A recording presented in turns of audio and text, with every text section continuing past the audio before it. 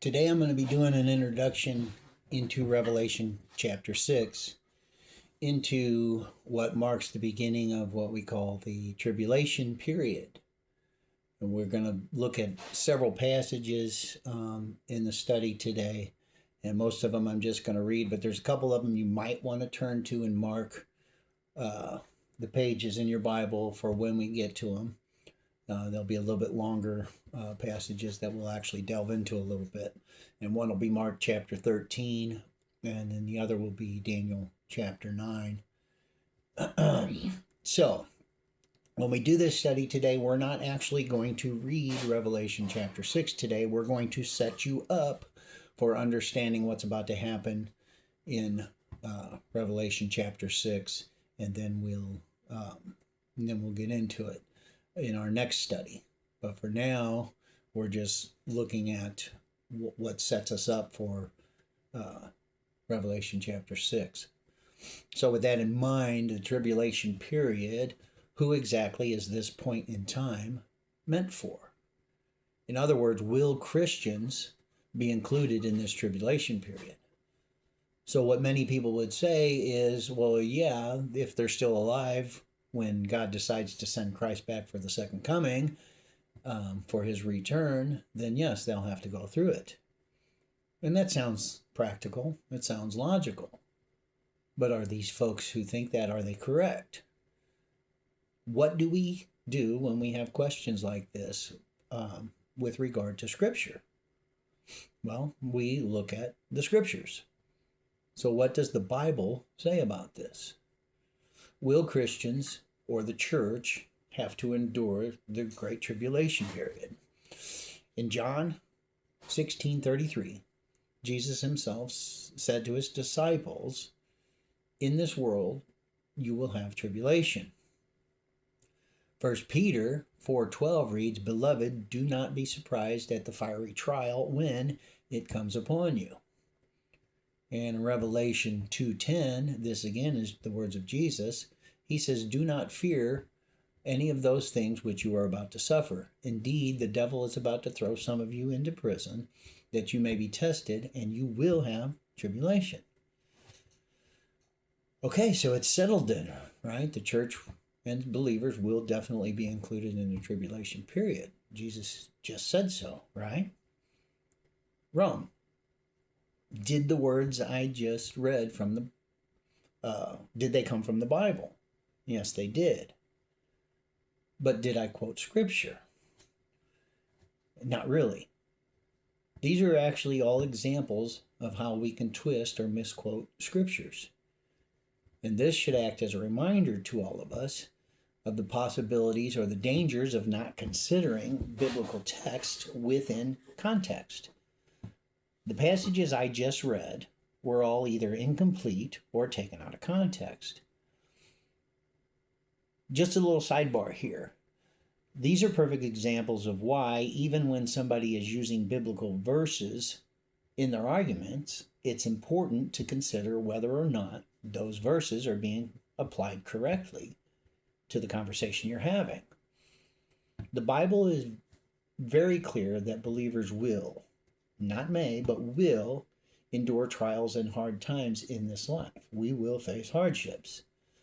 So don't be fooled by the TV evangelists or others who push these prosperity gospels, which state that as long as you're a good Christian, your life will be all roses and candy.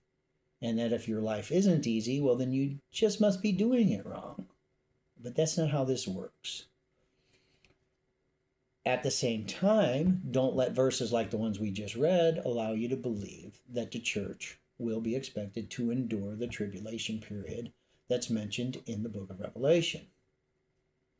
In all the passages we just pointed to, these are references to common everyday concerns and troubles that everyday life causes for believers and that we will go through, simply because we're believers in many cases. And that's the type of trial that Jesus was referring to in Matthew 16:24, when he says, "If anyone desires to come after me, let him deny himself and take up his cross and follow me." And in the book of Acts, chapter 14, Paul and Barnabas were out sharing the gospel, and the people of the city had just stoned Paul and left him for dead. In Acts 14:21 and 22 reads, "And when they had preached the gospel to that city and made many disciples, they returned to Lystra, Iconium, and Antioch, strengthening the souls of the disciples, exhorting them to continue in the faith, and saying, 'We must go through many tribulations to enter the kingdom of God.'" These are all referencing the common tribulations of all believers, namely the more flagrant and protrusive believers. But when we're discussing what is referred to as the tribulation period or the Great Tribulation, as we're about to see in this book, beginning here in chapter 6, we're delving into the unimaginable. This is something the world has never seen before and will never see again. The Great Depression, Pearl Harbor, 9/11 with the Twin Towers, the Jewish Holocaust, the Black Plague, Sodom and Gomorrah, and even Noah's Ark. None of these events even come close to what this time period promises. Now, some of you might be saying or asking, how can I say that about Noah's Ark, right? Maybe the rest, but Noah's Ark, come on, Jeff. God destroyed the whole world, minus 8 people. Surely that comes close, at least close, right? But it really doesn't. And of course, obviously it's horrific. We're not denying that. But as for the suffering involved, I'm sure there was fighting and people murdering one another as the waters rose and, ugliness like that. Plus, when the waters got to where there wasn't anything left to stand on, people were probably treading water for as many as a couple days before they finally died and drowned and had a horrific death. So obviously that's torturous and nasty. But what Revelation chapter 6 brings is literally the beginning of the end. Now there's a lot of words in our English language that tend to be overused to the point that they actually lose their true meaning. And they become stagnant or dumbed down because of the overuse. And in our society today, there's a lot of them. I mean, the word pedophile, the word Nazi, the word fascist, the word racist. All those words have just been so overused that they don't have the impact that they're intended to have. But let's take a word like the word awesome. Most folks don't even know what that word means anymore. These hot wings are awesome. Did you see that football player yesterday? Man, he tore up the field. He was awesome. Hey, I got that promotion. Dude, that's awesome. This is how we use that word. But the definition of awesome is extremely impressive or daunting, causing inexpressible awe. Synonyms for this word include stunning, miraculous, and astonishing. So, to use that word awesome to describe my meatloaf recipe either says very little about the word awesome, or it says that my meatloaf is so good that it could single-handedly turn every vegetarian in the world into a carnivore. And I don't think my meatloaf is that good. My meatloaf is really good, but it's not that good. So what's my point with this analogy? The point is that everyone alive during chapter 6 and beyond is going to experience the true meaning of the word awesome. And it's not a good thing. It won't be awesome in a good way. This period of time is going to be like the Great Depression, Pearl Harbor, 9/11 with the Twin Towers, the Jewish Holocaust, the Black Plague, Sodom and Gomorrah, and even some strong parallels to Noah's Ark. All of that, and then some, non-stop for 7 straight years. It will quite literally be cataclysm after catastrophe, followed by disaster, mixed with chaos, anarchy, lawlessness, turmoil, pandemonium, all like never seen before. And then we're going to top all of that off with severe panic and anxiety and inexpressible restlessness, all of which on a scale that's never before been experienced. Listen to the words of Jesus referring to this 7-year period in Mark chapter 13. This is verses 15 through 20.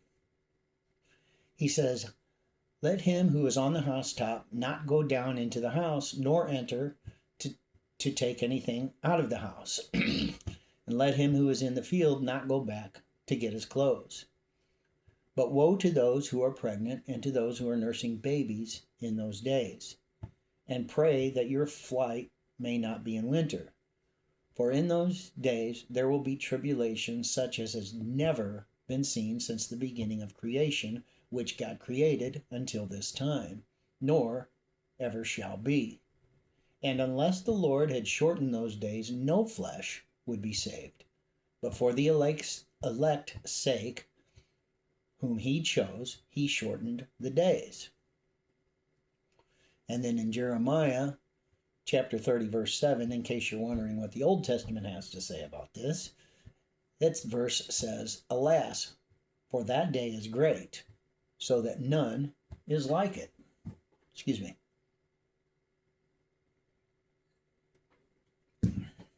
I apologize for my voice. I'm coming down a little something. I got a crackle in there, so I might be taking a few drinks here and there. But he says none is like it. The most heinous and horrific times in all of history will pale in comparison to what Jesus is about to allow to happen.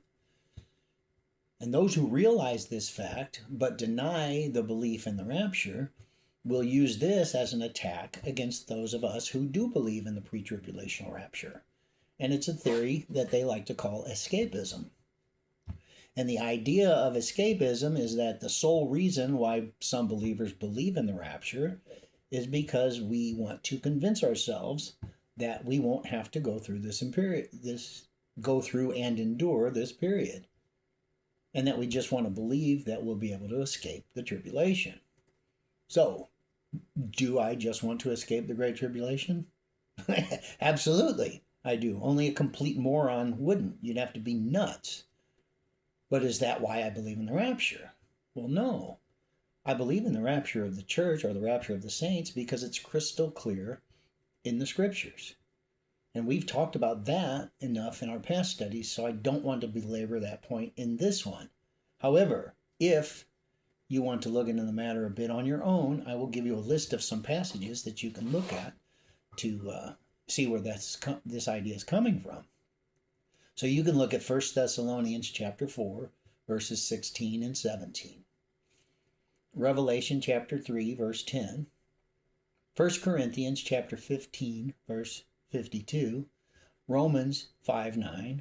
1 Thessalonians 5:9. And Luke 17, verses 34 through 37.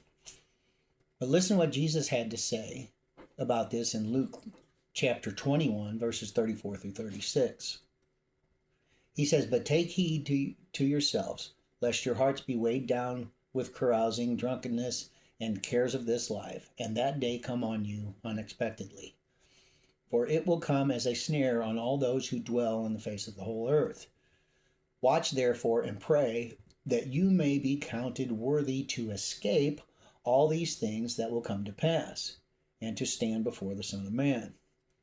So if believing in the pre-tribulational rapture makes me an escapist, then I'm more than happy to be called an escapist. So I may be stupid when it comes to a lot of things, but I'm smart enough to believe that Jesus knows what he's talking about with regard to this matter. And he says, pray that you may be counted worthy to escape. This time of tribulation is mentioned upwards of 60 times in the scriptures, and it's the third most mentioned topic in all of the Bible. It's referred to as the tribulation period, the Great Tribulation, the day of the Lord, Daniel's 70th week, the time of Jacob's trouble, the indignation, the day of wrath, the day of God's vengeance, the time of trouble, the time of the end, the hour of judgment, and the hour of testing. It will be a time filled with deception, lawlessness, indifference, bloodshed, and globalism. And that, globalism, will be a time of one world government, one world currency, one world religion. which are all things that are coming together and being pushed heavily on our world right now. So when you see all these different religions starting to come together as one, that's not a good thing for the world. It's a sign that this day is actually much closer. The same goes for governments becoming one. These seem to be good and honorable things, so it's easy to be deceived by it. I mean, how can we possibly claim that unity and world peace are bad things, right? That sounds like a fair question to ask, doesn't it? The issue is that there will never be anything peaceful about world peace or world unity. The grasp for it has always led to lawlessness and insurrection. Remember back in Genesis chapter 11, God put a stop to that very sort of thing with a fellow named Nimrod at the Tower of Babel. Most of us know that story. He separated the peoples and purposefully confused their languages so that this would never happen again. God knows when his created beings band together in large numbers that they begin to feel empowered. It happened at Babel. But think about where else it happens and where we see it in the Bible. Well, it happened in the very throne room of God with Lucifer and the angels. So globalism is going to play a huge part in the tribulation period. What's essentially going to begin the tribulation period will be the most infamous peace treaty in the history of the world. A very powerful and influential leader is going to rise among the nations, and we know him as the Antichrist. He will unify the world as one by eventually signing the peace treaty between Israel and essentially the rest of the world. But it will all be a charade. The treaty will last 3.5 years. But then it'll become crystal clear that it was all just a ploy to subdue and disarm Israel. And at that point, the tribulation period will actually intensify, which will seem unfathomable when we start to look at how bad the first 3.5 years are going to be. Many theologians actually label this 7-year period with 2 separate titles. The first 3.5 years they call the beginning of sorrows, and Jesus referred to this in Matthew chapter 24. And the second half they label the Great Tribulation. So it's the tribulation period, part A, the beginning of sorrows, and part B, the Great Tribulation. Where does this idea come from? How do we know that this is a period that will last 7 years, and why do we separate it, or why would we separate it into 2 halves? Some of this will get a little heady if we try to overthink it, so loosen your minds up a little bit. There's one thing that I need to mention right off the bat with this.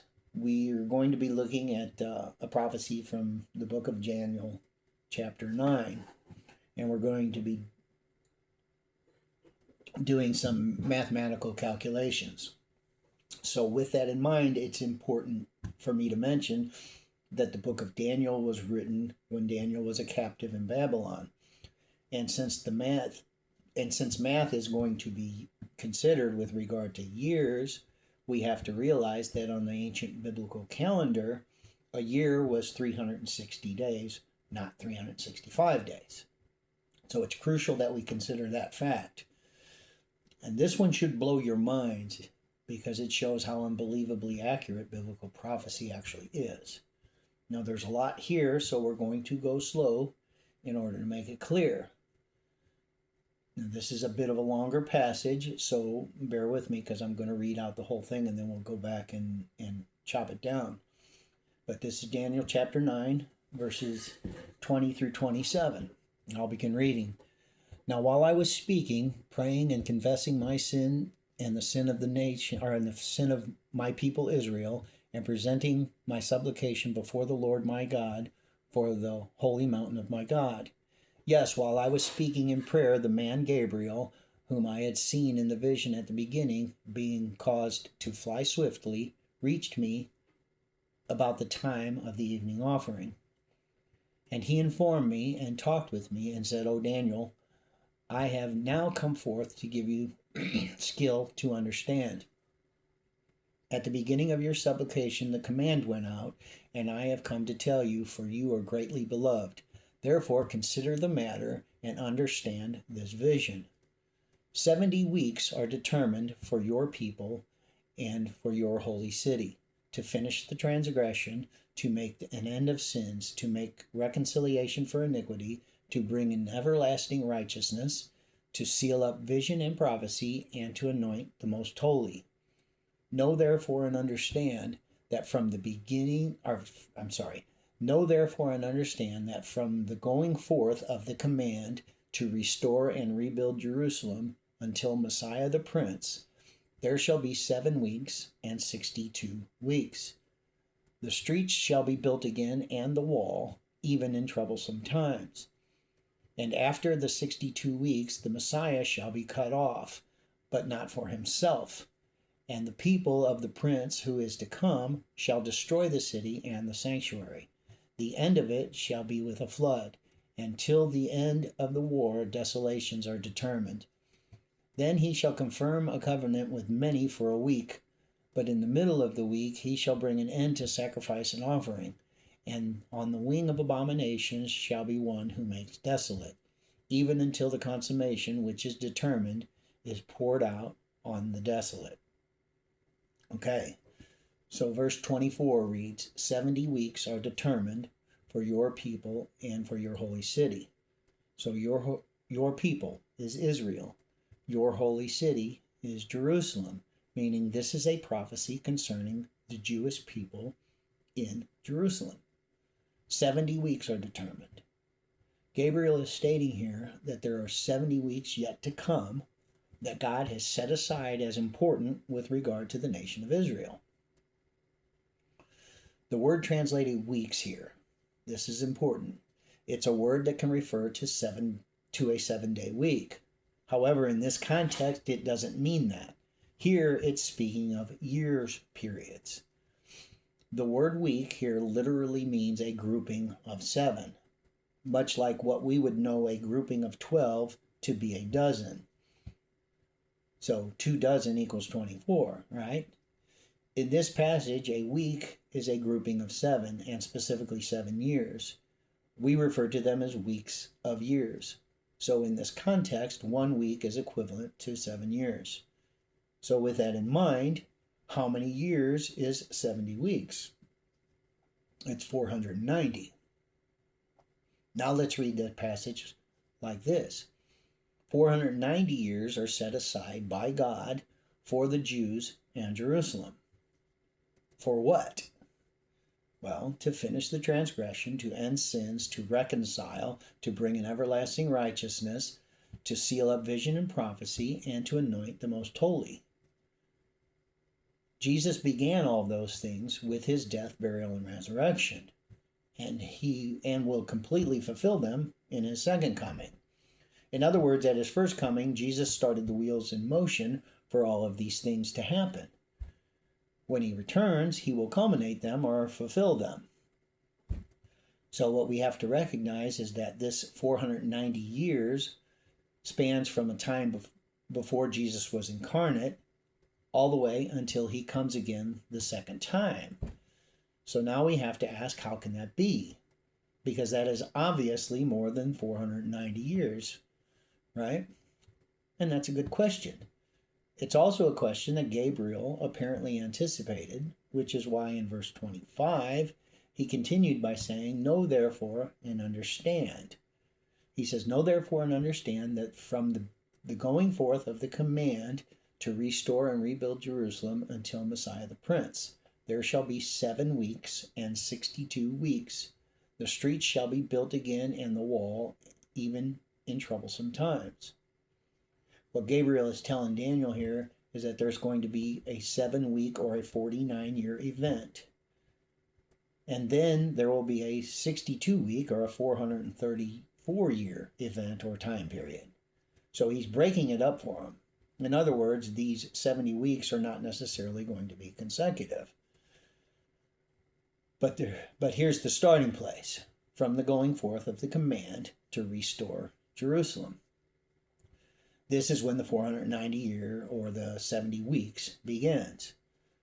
All right, so on March 14th, 445 BC, according to the book of Nehemiah, Nehemiah was ordered by the king of Persia to go back to Jerusalem and rebuild the city walls. So from the time of that decree until Messiah the Prince will be 7 weeks or 62 weeks. Quick math. 7 weeks and 62 weeks. So the quick math is 7 plus 62 equals 69. 69 weeks. If a week is 7 years, that means 69 times 7 is 483 years, right? Gabriel is telling Daniel here to the very day that 483 years after the king gives the decree, Messiah will arrive. Let's convert this into days now. Now keep in mind, according to the calendar Daniel would have been using, 360 days is the number of days in a year, not 365. Also, in the scriptures, a prophetic year is always 360 days. So 483 years times 360 days is 173,880 days. So if we count 173,880 days from March 14th, 445 BC, which is when that decree was given, we end up on April 6th, the year 32 AD. This is the precise day that Jesus rode into Jerusalem on a donkey, and his followers proclaimed him as their king. This is what we know of as Palm Sunday. If that doesn't give you goosebumps, then I'll assume you didn't hear it. In the 6th century BC, Daniel wrote to the exact day when the Messiah would be announced, and most of the Jews missed it. Then if we jump down to verse 26, it tells us, and after the 62 weeks, Messiah will be cut off, but not for himself. Speaking of him being put to death, but not for himself, which alludes to the idea that he will die for our transgressions as our sin atonement. So what is being said here is that after he is announced, he will be cut off or put to death. So this situation, his crucifixion, is not included in that time frame. The text is clear. After the 62 weeks is over, Messiah will be cut off. So why the split? Why 7 weeks and then an additional 62 weeks? Why not just say 69 weeks? All right? It's split up for a reason, not just to make it confusing. The decree was given to rebuild. 7 weeks equals 49 years later, that rebuild was complete. And 62 weeks after the completion, Messiah is announced. So the prophecy is predicting that a decree will be given. It's predicting how long the rebuild will take. And then it's telling us how long after that before we meet the Messiah. So I'm assuming we've all noticed that we've only accounted for 483 years or 69 weeks, right? Which leaves 1 week or 7 years unaccounted for. So hold on to that thought. Because verse 26 goes on to say, and the people of the prince who is to come shall destroy the city and the sanctuary. This is also after that 62 weeks period. This prince who is to come is referring to the Antichrist. His people is referring to the Romans. And what do we know that the Romans did in 70 AD? Well, the Romans in 70 AD destroyed the temple in Jerusalem. So this prophecy has now predicted the rebuilding of Jerusalem and now also the destruction of that rebuilt city, as well as who was going to be the ones to destroy it. Now it's starting to become pretty clear why the enemy loves it when pastors or churches don't preach about biblical prophecy. Because when people hear stuff like this, it becomes very hard to just ignore it. Now don't get confused thinking that if, the people of the prince, if these are the people of the prince and they've already committed this act, of destroying the temple, then that this verse is insinuating that Antichrist has already come, because he has not. That's why the text is clear on stating who is to come. The phrase literally means who will come after. So let's read the verse like this. And the people of the prince who will come after will destroy the city and the temple. Now, with all of that in mind, let's look at the beginning of verse 27 of Daniel chapter 9. It says, Then he shall confirm a covenant with many for 1 week. But in the middle of the week, he shall bring an end to sacrifice and offering. Then he, who's he? The prince who is to come, the Antichrist, will confirm a covenant with many. For how long? For 1 week. There's that missing week, that 70th week. This is why the tribulation period is sometimes referred to as Daniel's 70th week. Because the tribulation period begins when Antichrist makes this covenant, literally a peace treaty with the nation of Israel specifically. But look what it says when we read on. It says, But in the middle of the week, he shall bring an end to sacrifice and offering. So he's going to break this treaty. And when is he going to do that? In the middle of the week. And a week is 7 years. So considering that a week equals 7 years, how many years would be in the middle of the week? 3.5. This is telling us that the tribulation period will last 7 years. This prophecy from Daniel, combined with what the next several chapters of Revelation tell us, tells us that at the halfway point, there will be a significant change in events.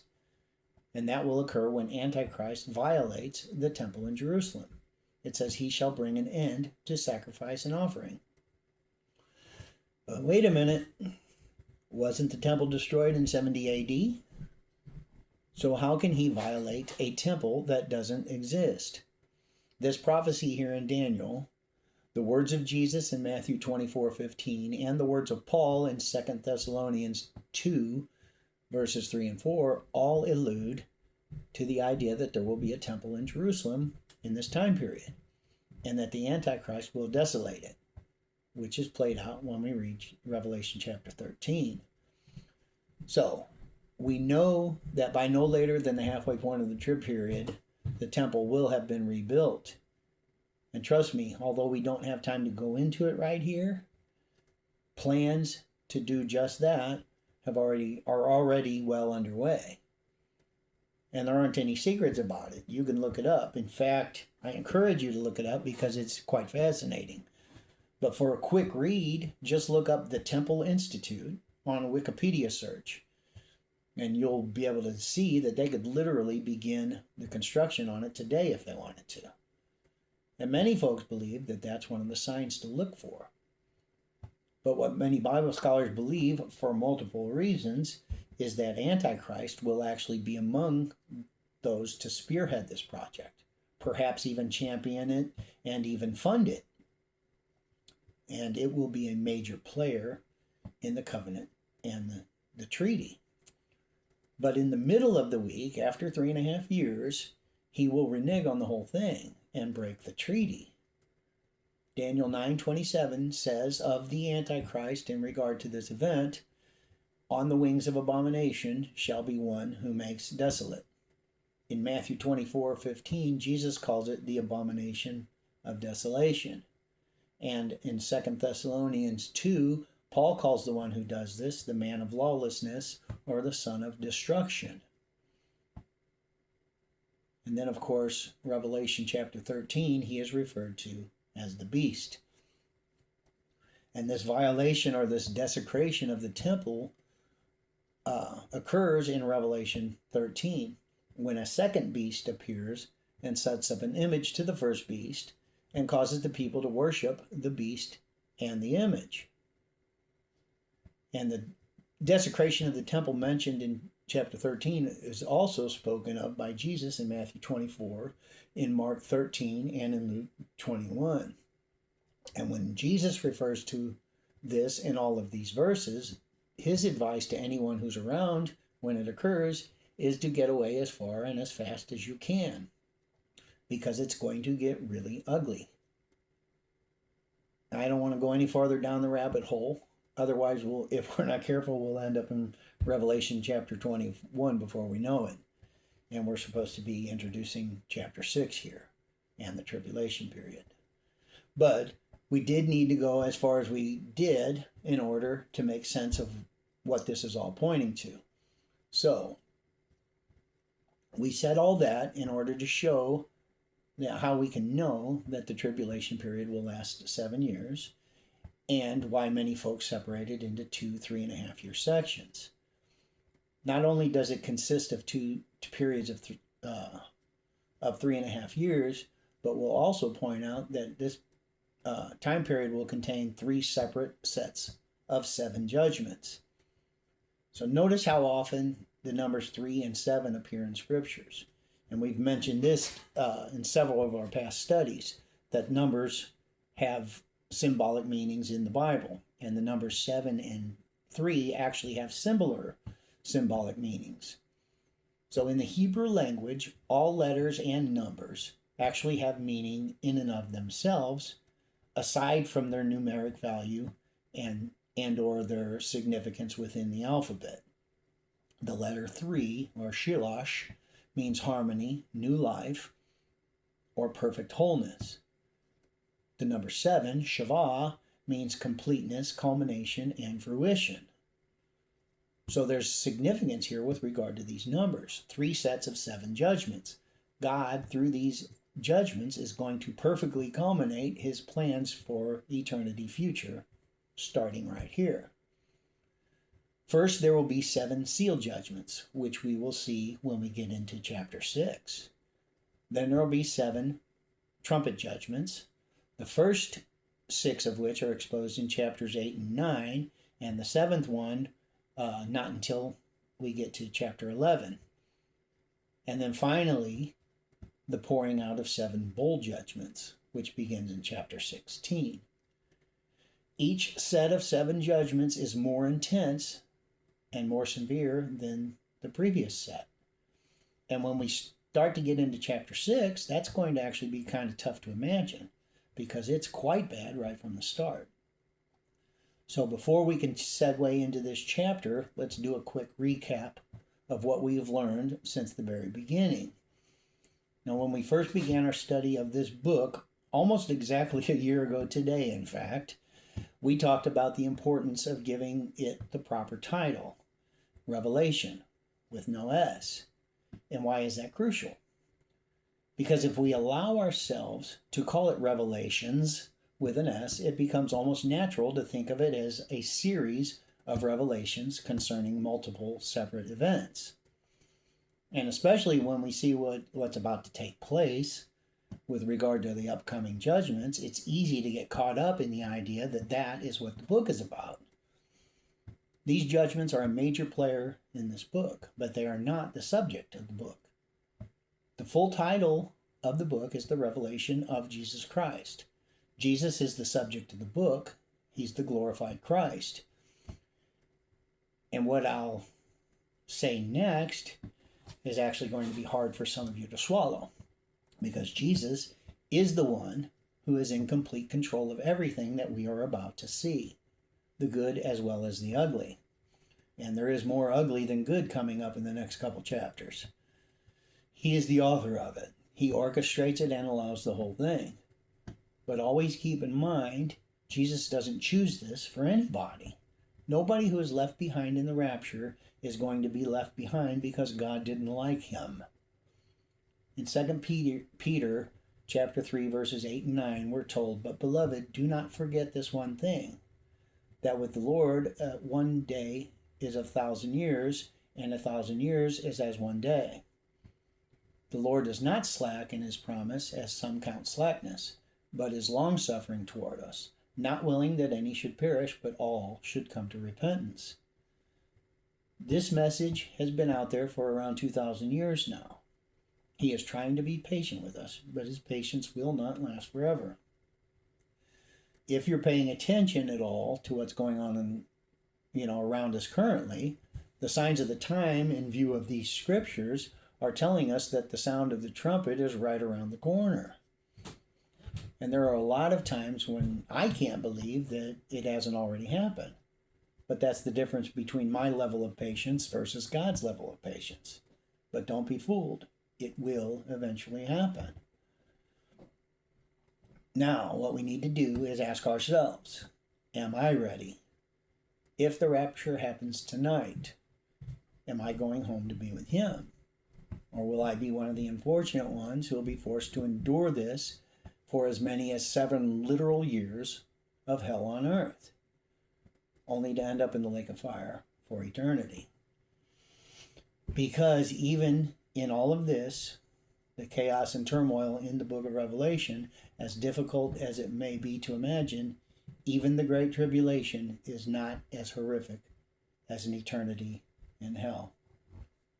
See you in chapter 6.